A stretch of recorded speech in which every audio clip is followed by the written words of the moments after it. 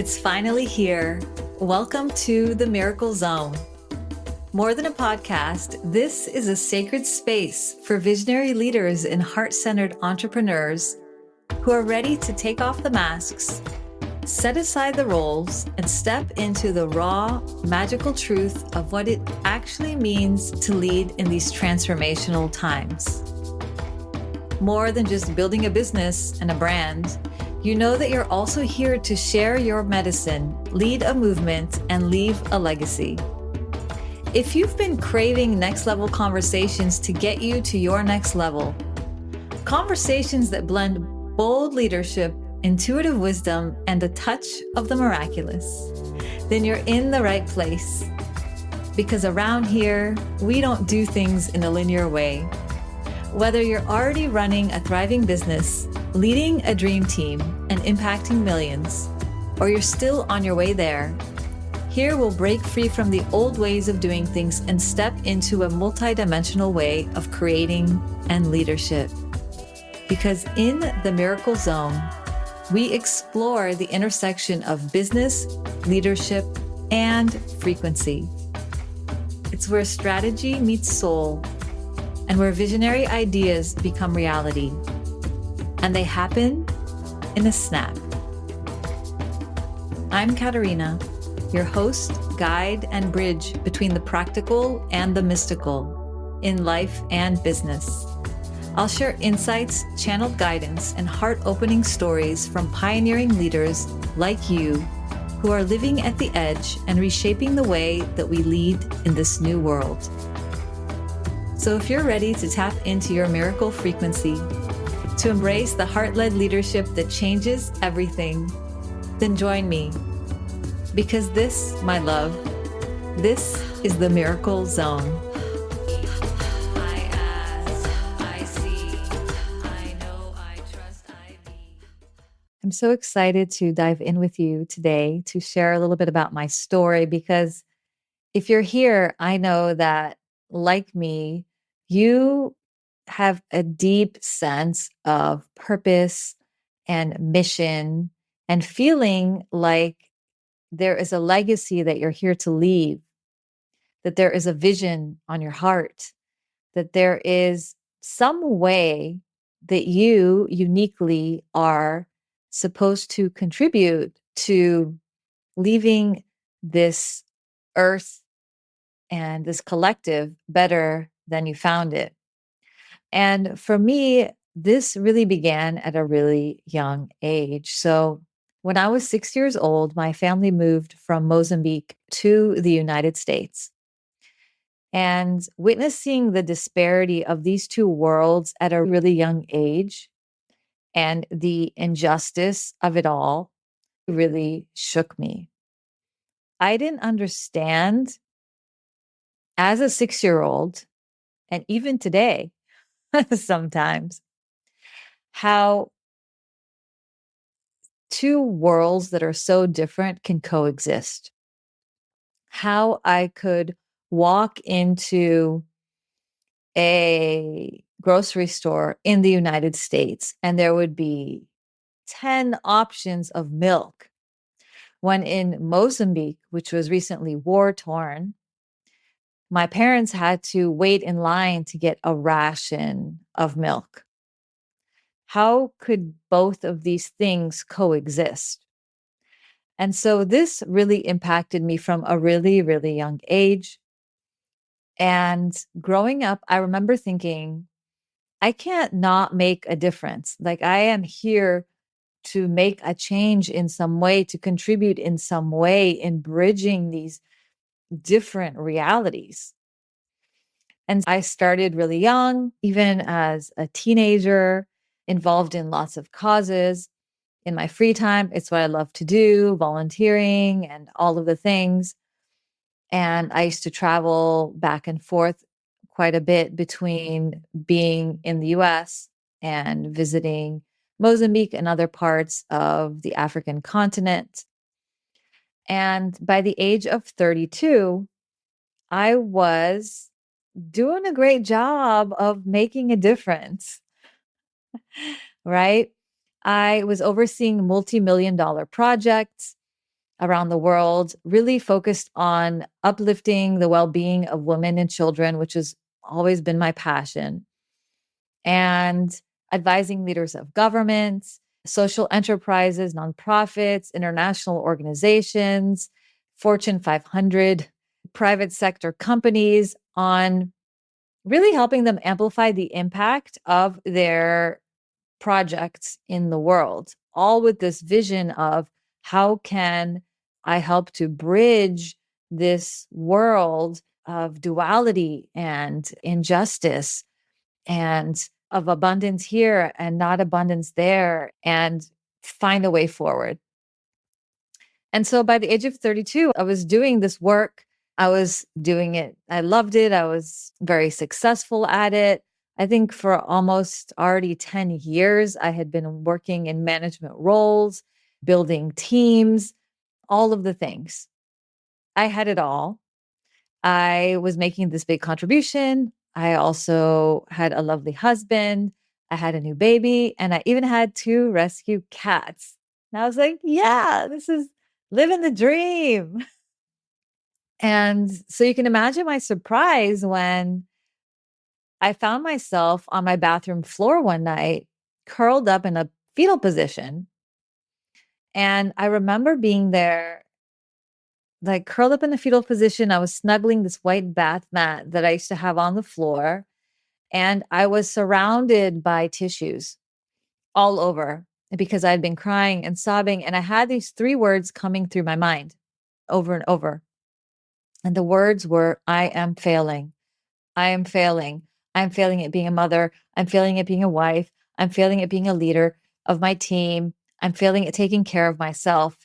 In all the ways, I was just feeling these deep, deep feelings of failure. And I was also so ashamed of this. I didn't even tell my husband, who was asleep in the room next door. And I didn't tell anyone at the time because on the outside, everything looked amazing. And it's not like I was even working in corporate or something in some soul sucking job. I was making a big impact, doing something that I really cared about. So it was really confusing. And so as I sat in this deep pit of failure, crying by myself on my bathroom floor, and I've had other bathroom floor crying moments. I assume you have too. You know, these are the moments of transformation, right? As I sat there and I had this I'm feeling running through my head, all of a sudden, those three words were replaced by three new words. Three new words. And those three new words were only love matters. Only love matters. Which sounds really nice, right? But in that moment, I was pissed. I was like, give me something more than that. I'm loving my husband. I'm loving my kid. I'm loving all these causes. Like, I am giving love. What does this even mean? Give me something to work from here. I couldn't see what I was missing. And I was also making a difference. But I was so exhausted. I didn't have any energy. I just felt so disconnected from what I was doing in the world and from the people that I was working with and from those who were supposed beneficiaries of the work I was doing in the world. I was so disconnected.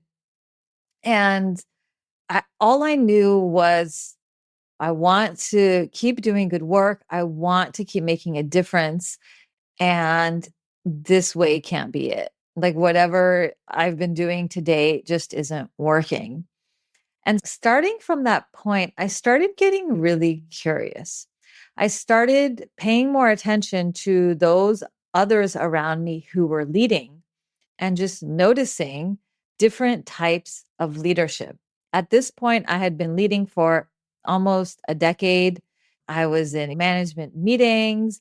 I was advising all sorts of different people, including heads of state. And so I had a lot of points of reference for leadership. And so this is what I got really, really curious about. And I got really curious also about like how can we stay sustainable in doing this work that is motivated by our passion, by our vision, and we love it so much, but in a way that doesn't leave us crying on our bathroom floor because that's just not it. You're looking great on the outside and breaking down on the inside is not it. And so I also started noticing that this was an epidemic, that there's a problem with this current model of leadership, with this current model of change making, with this current model of whether it's business building or startups or whatever, of bringing visions to life in this 3D world, that there was something off in this model that felt really extractive of how we as leaders were doing it. And also that just was not it. And I noticed this again, just like I had a broad scope of leaders to look at, I also had a broad scope of burnout to look at, because that's what I realized in myself was I was feeling burnout and I was depleted and exhausted and disconnected.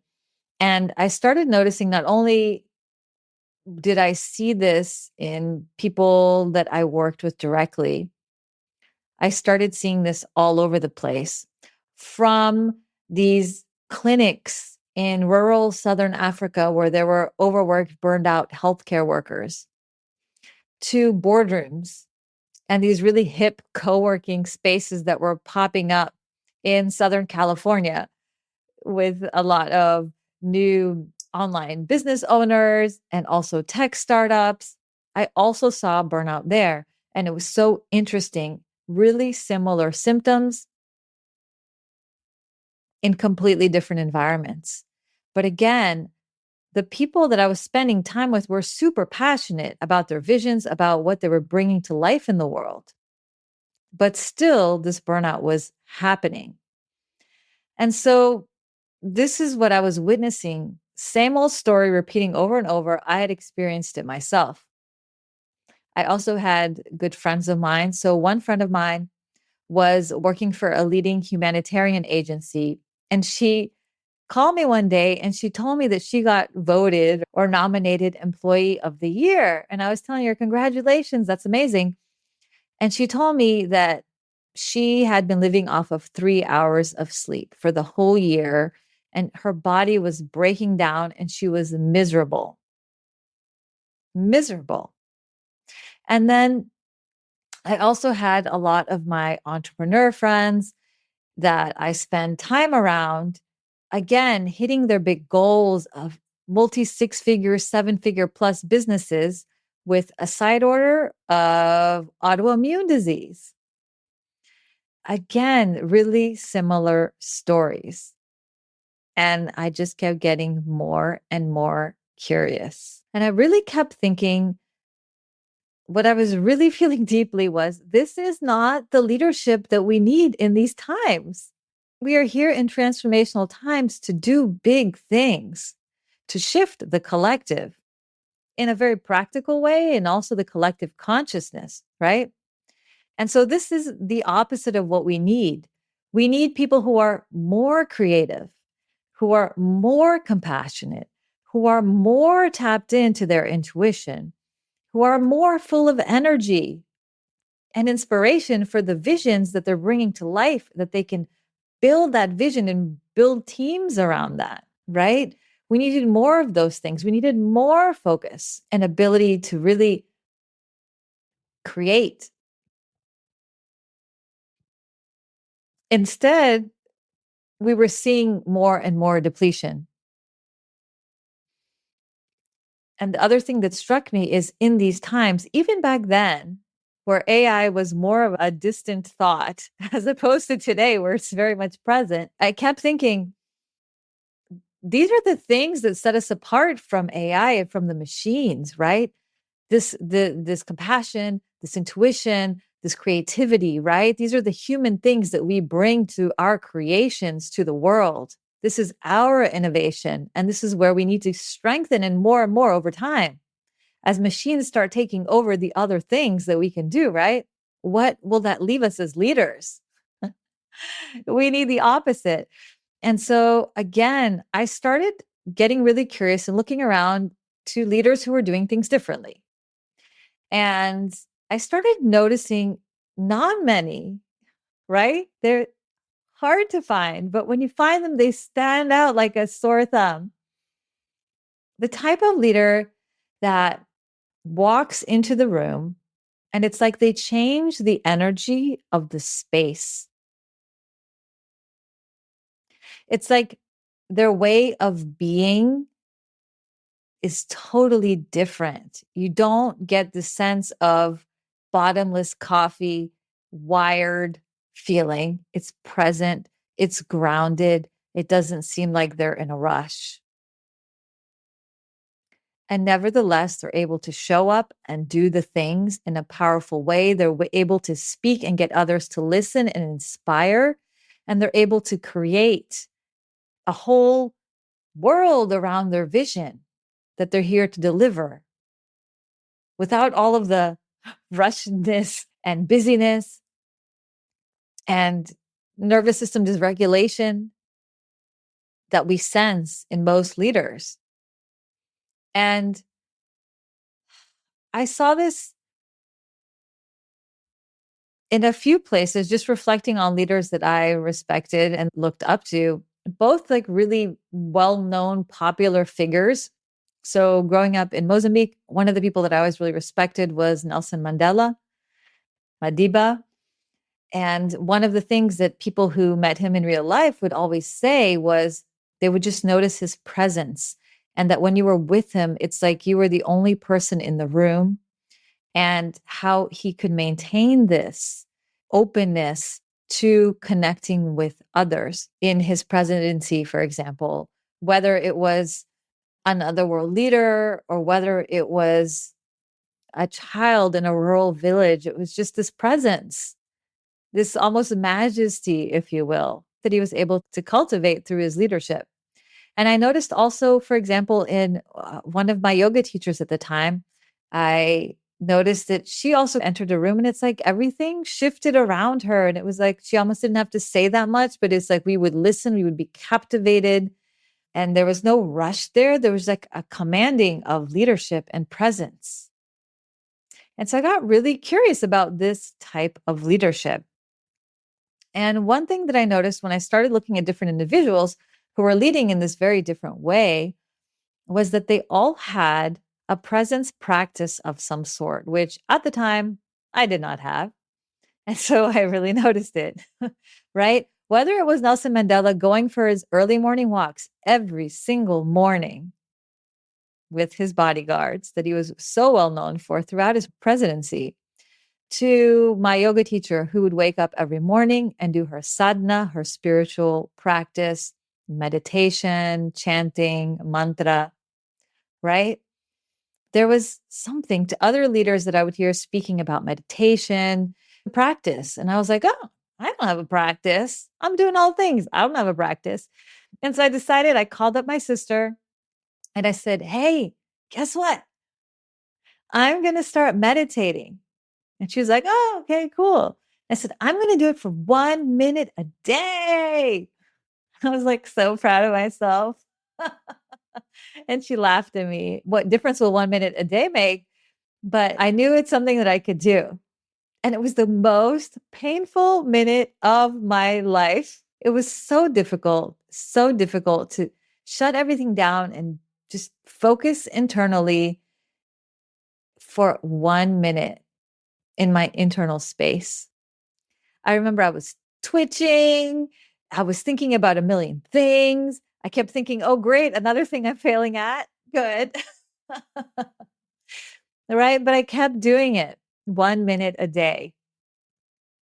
And over time, the amount of time that I spent meditating grew and grew. And I also, as my child grew and grew, I started meditating more and more so that I wouldn't lose my marbles. And then one day, mid meditation, something shifted. Like somebody hit the pause button on life. everything got really quiet and really still. And I felt this space of unconditional love inside me and around me. It's like I felt embraced and embracing. I felt loved and loving. And there was very little separation between the two. I felt like my heart was blown open to this flow of love. And I was interconnected with all of life. And I felt the living ecstasy of the universe vibrating in every cell of my being. Now, I don't know if I experienced this lovegasm for a millisecond or for a million years, but it changed everything for me. Some might call it an awakening or a spiritual experience or the feeling of God. I had never had that experience before of connecting with the all, with source, with this expansiveness within me. And I realized in that moment that when I first heard that term, only love matters, when I was on my bathroom floor all those years ago, that I did not get the memo. I did not get the memo because I think we're really confused about love. There's love as a verb. We give it, we receive it, it's directional, it's transactional, and it's often conditional. Have I earned it? Do they deserve it? This is the doing of love. And then there's this capital L love, love as a noun that's non directional, from source, all embracing, unconditional, which is a state of being. It just is. It's like this ocean that we're swimming in, and we just need to remember, like a fish in water, that it's all around us, that we are in this ocean and of this ocean. And so my focus from that day onwards became on, how can I live this capital L love? Love is a noun, not directing it out at people, not directing it out at causes, or even inwards to myself as self care, but showing up in love as love for love, really living love and leading from this place, sourced by this energy, in this state that I called being enlivened, being tapped into the miracle frequency, the frequency of love or above, of being carried by the all, connected to the all. And how this can ripple out and touch everyone and everything in my life,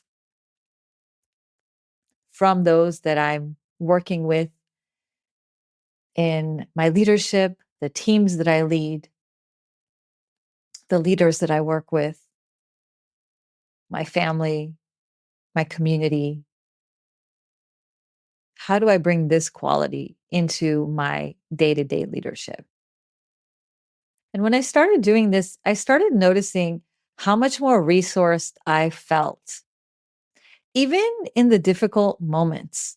So I'll give you an example, because we all go through challenging times. We all experience grief. So one of those challenging times that happened shortly after this awakening, if you will, was I was going through a lot of challenge and internal grief, because I really was wanting to conceive a second child, and it was not working out. It was just not working out. And yes, I felt lots of anger. Yes, I felt lots of sadness and grief, and grieving this vision of these expectations that I had of what my family would look like. But in this challenge, I no longer felt unsupported. I no longer felt like I was failing. No longer felt like I was being swept up in this current of grief and loss like I had experienced in the past. The same thing happened again a few years later when I actually uncoupled from my then husband and we went through this divorce. Of course, it was challenging, but still, I managed to feel supported and connected to this force of love. I always say it was like the most beautiful divorce that ever was, right? Because there was so much love present there. And I began also applying this into my work and into how I was leading and into those leaders that I began to support. How do we also incorporate this living connected to this miracle frequency, this other source that almost carries us and allows us to tap into this other level of creation in the world that's more deeply resourced and rooted, and what that makes possible. And instead of worrying about doing all the things and having enough energy for it all and being productive, I found that when we were able to focus, and I was able to focus more on being present and even leaning back sometimes and letting myself being carried by this ocean of support of the divine. It's almost like I tapped into this universal productivity and everything shifted. I started experiencing miracles, like things that didn't make sense, right? I would find myself speaking on international stages in front of 800 people and not really knowing how I got there. Like there was no logical path that got me there. It's like everything conspired to put me there in this moment with this audience to deliver this message. I found myself also becoming a musician, even though I was never a musician before. I became a recording artist in a crazy, ridiculous kind of way, to my surprise. And I'll share the link here to my music if you're not familiar with my music. Again, in a way that made no sense, but it's like the world conspired to bring this vision and aspect of my service to the world. And I saw this happening in all of my clients as well. Is the more time we spent connecting to the miracle frequency and operating from what I call the miracle zone, which is tapped into this, fueled by this frequency, then things almost happen around us. Synchronicities, miracles, opportunities would come in, clients would come in, all of these things with so much less effort because we were being supported by life, by love, by the force of creation itself. And it's a very fun place to play in because when you're living in this state, when you're living this enlivened state, you're living enlivened. You're like a small child. You're exploring a garden for the first time and you're just in awe and gratitude and wonder for what it's like. You don't need to worry about doing anything. You're just taking it in and you're responding to life and it's almost unfolding before you. It's like when love is a canvas, it doesn't actually matter what the paints are, what the colors are, even what the brushstrokes are. It's you're creating a legacy of love and you're making a difference no matter what. You can't not when you're in this state of leadership in your life, in your business, and in bringing this vision to the world. And you're tapped into this bottomless source of energy. Now, this is why I'm so lit up about working with the miracle frequency, getting leaders in the miracle zone because of what's possible. Like things that make no sense, things that leave us breathless. When we stop thinking that we're the ones doing the things and we open up to creation to flow through us, that is so much more magnificent, so much more grand and impactful and abundant than what we can envision with our limited human brains. And I really think when it comes to leadership in this new age, in this new era, for this new earth, We need to be leading more and more from this space, from this miracle zone. And that's what I'm so excited to explore more with you in this podcast, to speak to other leaders who are leading in their miracle zone and hearing their stories of how these miracles are showing up for them and how they're cultivating space for this in their lives. I'm really excited to also share the practical things that come up, because for you to be in your miracle zone, that means you need spaciousness, to be present, to connect, to tap in. And I know if you're listening to this, you know what happens, the magic that flows when you are tapped in and spiritually resourced. But there's still things that need to get done in the 3D space. And so what does that mean for you as a leader, as someone who's building a team, as a business owner, as somebody with more and more clients that you're serving, that's showing up more powerfully on stages, writing books, all of the things? What does that mean for you to be the doer, but also not the doer? What can you delegate? What do you need to delegate that's outside of a miracle zone? Who are you delegating it to? Whether it's a team member, whether it's to the universe, to source, to God, to Great Mother. What does it mean to lead from this space? I'm so excited. Thank you so much for being here with me today and listening to my story. And in the next episode, I'm going to dive more into what the miracle zone is and what it isn't, based on my experience working with other leaders and CEOs and spiritual thought leaders. A lot of the stories that I shared today have happened over 10 years ago. I've since been working so closely with leaders in getting them more and more in their miracle zone, both through my mentorship and advisory services, as well as working behind the scenes on my management agency in their businesses. So there's so much goodness here for you. I can't wait to share it with you. I'll see you in the next episode.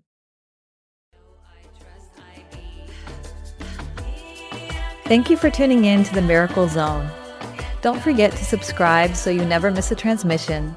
And if today's episode and conversation resonated, leave a review and share it with a fellow visionary leader. In the links, you can access my free Miracle Business Blueprint, the 7-part framework I use with my clients to create a thriving, scalable, and self-sustaining business that gives you more freedom, not less.